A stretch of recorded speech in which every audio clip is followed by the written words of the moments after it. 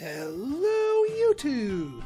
I am Pinstar, and this is Transport Fever Strategy and Tactics Getting Started Top 5 Tips.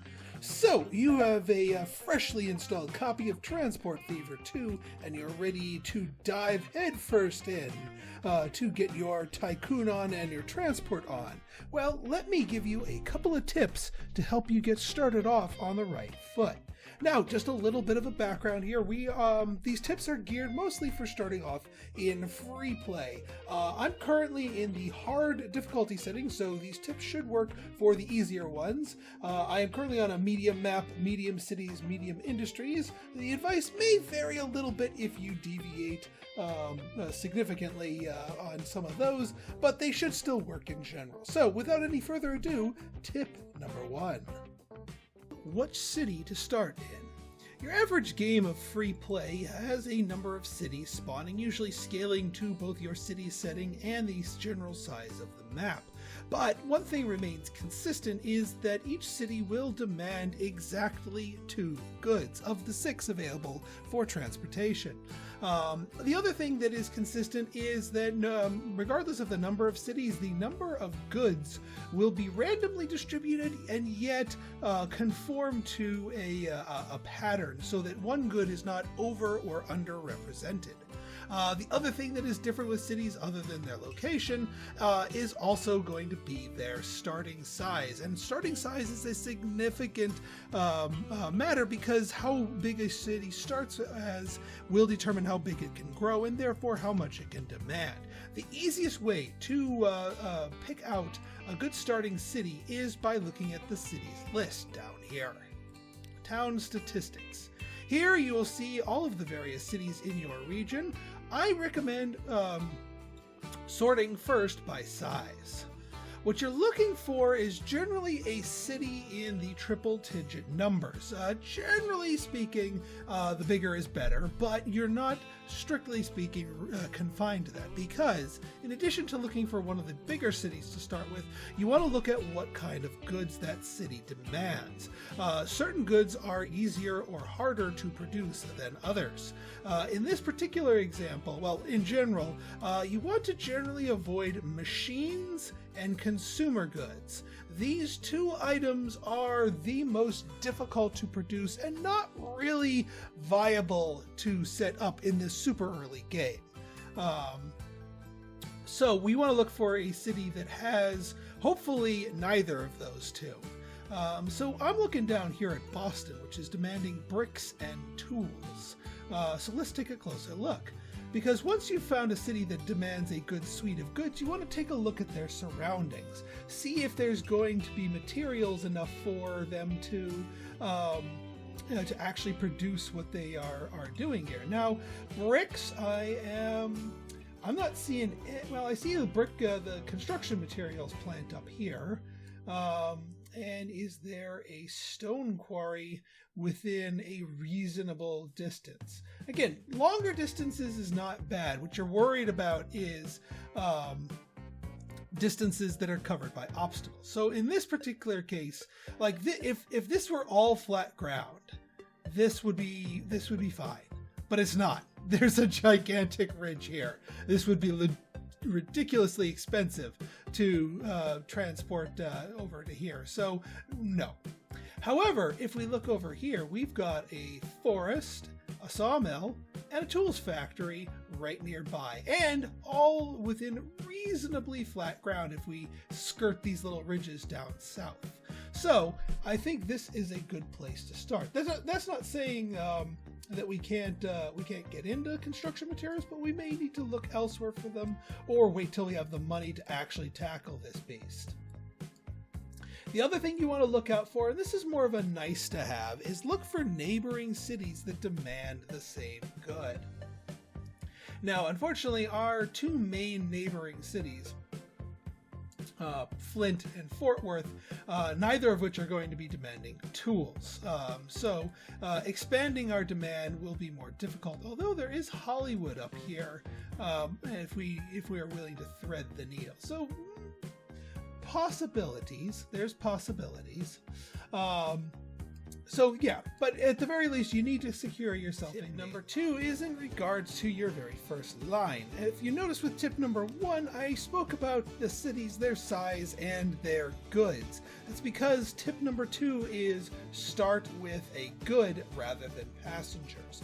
Passengers are good, but they don't really come about in enough numbers until you've started feeding several cities with goods. Ideally, or at minimum, you want to have 2 cities that are decently close to each other being fed with at least one of their 2 desired goods. After both cities have received the growth from that, then it will be profitable to set up passengers to help them grow even further. So we're going to focus on our line here, which will lead me into tip number 3. Tip number 3, when laying down your rail line, the best way I've found to do this is to start by laying down your stations. Also, when laying down your stations, I almost always go with the cargo station rather than the terminus. Even if this is the end of the line for this particular route, it makes it a lot easier to expand or turn this into an impromptu transportation hub. Right then, so we are going to be doing our tools line here. So we've got our lumber over here. We need a line over to here. Another tip when placing this is oftentimes you don't necessarily need a road. You can actually have your rail station lead straight into the thing. As long as it turns white, you're golden. So, you know what? Let's just do this. We don't need to fuss with the roads.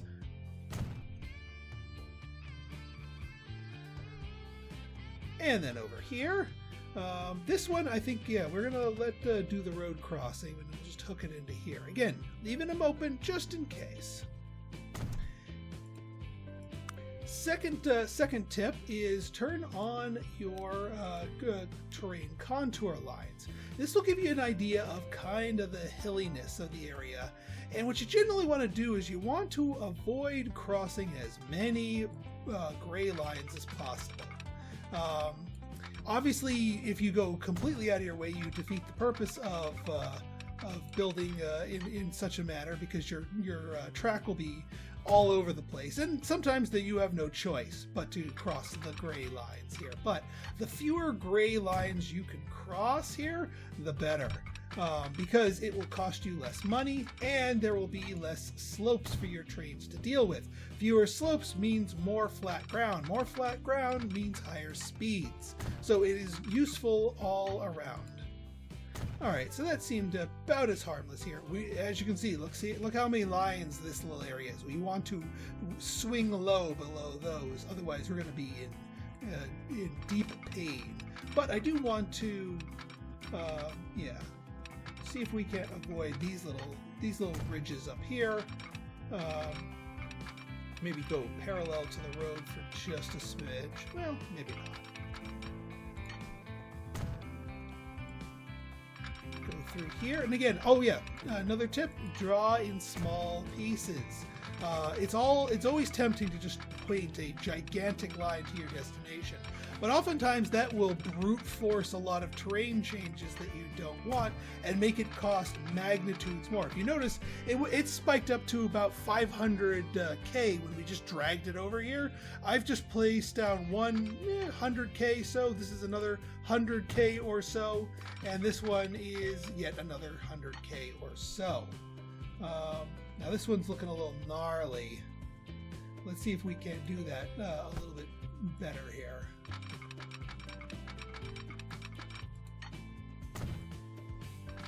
Again, smaller pieces, and it becomes a lot less expensive. Perfect. And that, my friends, is a good, efficient, and yet affordable line. Tip number 4 involves the structure of your routes. Now, looking at this route here, we can afford a little bit of a luxury here. If you notice here, we are going to be making a rail line that will be carrying raw lumber, followed by planks, all the way over to here. Now, a single train could make that entire journey by itself, because the same cars that carry raw lumber are the same ones that can carry planks. You don't always have that kind of luxury in a given line here. However, I would actually advise against that. Here's the reason. What I would advise doing is starting off with a single leg of delivering your two stuff here, your lumber, your raw materials. Why? Because lumber, more specifically the raw materials, are consumed at a 2-to-1 ratio.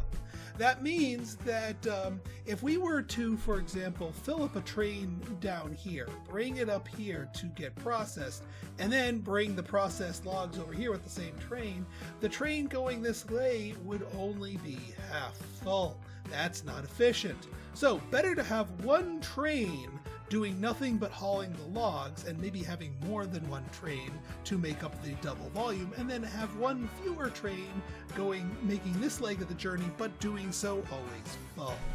That's a much more efficient way to go about doing it. So we're going to make this line here in two parts. Boston East to Lower Boston.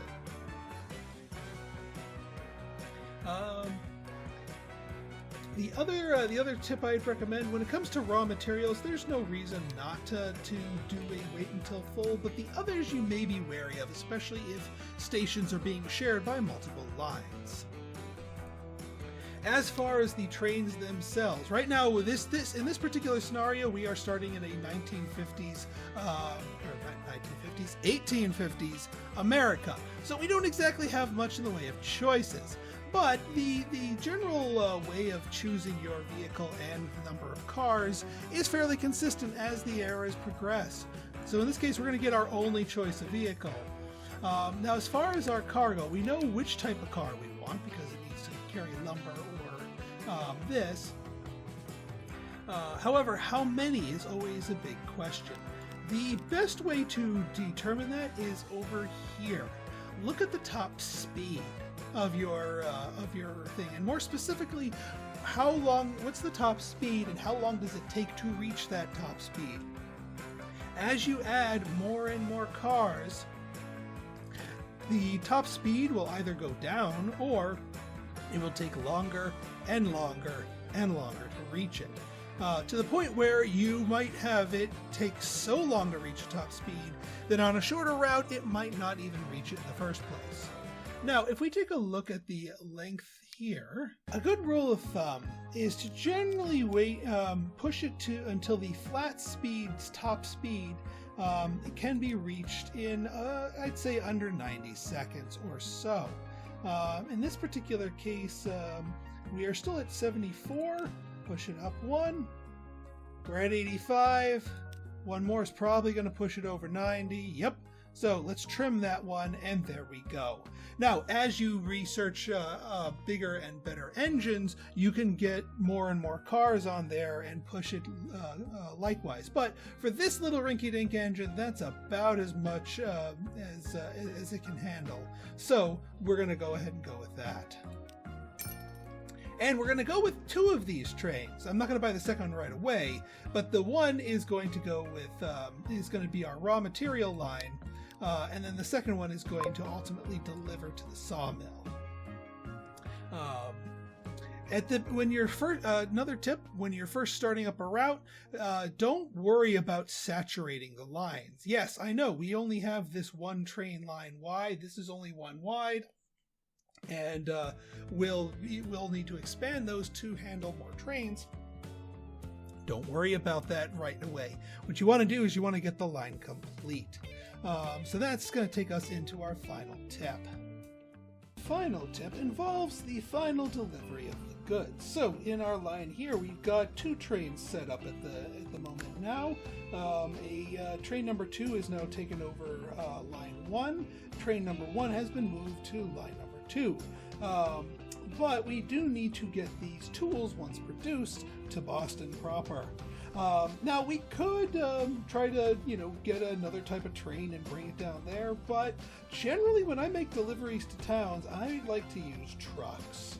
I don't like doing trucks for long distance. I wouldn't recommend doing trucks for going from here to here to here, but now from here to Boston, let's use some trucks.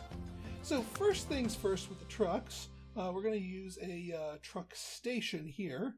In this case, it doesn't actually have to touch your station as long as it's in the catchment area, because it's not actually getting goods off your station, it's getting goods from the factory. So as long as the factory is lit up white, we're golden. We could even move the truck station further down, at least until this stops turning white, to get us a little bit of a teleportation bonus.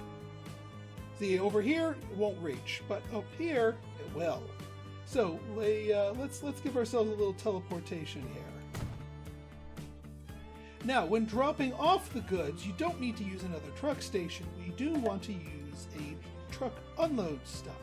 And conveniently, the game is showing us exactly where in Boston our goods are required, these tools, up here in the north. The one thing you want to avoid doing is try, if at all possible, to avoid going in through residential neighborhoods. The houses that have neither of the two material goods symbols over them. You want to avoid that at all costs, because that generates emissions and that brings down your town rating. So here we can get pretty much everything hooked up. It's okay if the residentials are in your catchment area. You just don't want them being in there passing through. So what I can do here is we can you want to put it on a space where obviously the catchment area hits everything, but you also want to be mindful of the route that your trucks are going to take. So for example, if we were to put this here like this, our trucks would come down the road, over here, up, take a U-ey, come back down. Not quite as efficient. Now you could try to trim up the U-eys, but they'll usually make them over again. Instead, what we can do is let's put this here, because I like this area. Even as the industrial area here grows, it'll still probably be in the catchment area. But now, if we make a route right now, we can see exactly what it's going to look like. So up to here, down to here, and yeah, that's kind of a bit of a mess. However, what if we did say something like this? And don't be shy about drawing some roads. Try not to smash up buildings. We're gonna swing a little high up here. Stop being all. Thank you. I swear this game, sometimes it's hard to make it straight, but yeah, something like this. So we didn't have to smash up any buildings, but now if we look at the route, now it comes down around here and loops up here. Not too much wasted time and effort. And it does not pass through the residential zone, so we will have happy times. Now, while you're waiting for this to get seeded, what I usually recommend, other than obviously making yourself a road depot, is to get at least one truck on the line. That will sort of signal to your factory that, hey, when you get delivered these planks, make sure you start giving me the tools, because we actually have the means to deliver them. Once you actually get some larger batches of tools coming in, then you can scale up production. My last tip here is, yes, we started a $5 million loan. We are almost out of money. Do not be afraid to borrow more money. You can go all the way up to $10 million. Do not worry about your loans. In fact, don't be afraid of it. As long as the thing that you're borrowing for is to build something that will make you more money, then it is absolutely worth it. Because those are the things that will give you the revenue that can eventually pay off the loans. And that, my friends, is, I'd say, a rather rock-solid start here. We've got ourselves 2 solid train lines that will both be paying off quite nicely, and a tool delivery, which, with a little bit of loans and a couple more trucks, will also turn profitable, making for a growing town. Where do we go from there? Maybe we can look to delivering our tools up here to Hollywood and get some passenger lines along with them. Or maybe we can look to securing some bricks and see if we can't get a double industry feed into Boston, make it extra, extra large. how you go about the rest of your map here is up to you. But this should give you a decently strong financial toehold to get yourself started. So, folks, that is my top 5 tips. Probably more than 5 at this point, given all these sub-tips that I gave you along the way to helping you get yourself off the ground. As you can see, we've progressed time just a little tiny bit, just a couple of trips back and forth here, and look at our earnings. We are doing nice. We have since bought a whole butt-ton more of our things here. If we look at our lines, all of our lines are profitable and will continue to be so as they go through the motions here. So if you guys like this episode, if you like these tips and you want to see more like it, go ahead and hit that like button, hit that subscribe button, and leave me a comment, good, bad, or indifferent. Your feedback's always welcome. Also, if you want to see a more elaborate full playthrough, take a look at my series that I've done on my own playthrough on a free play map where I'll pretty much go through and try to map out and hook up an entire set of islands in the tropical area. Link is in the description. So, until next time, this has been Pinstar signing out. See ya!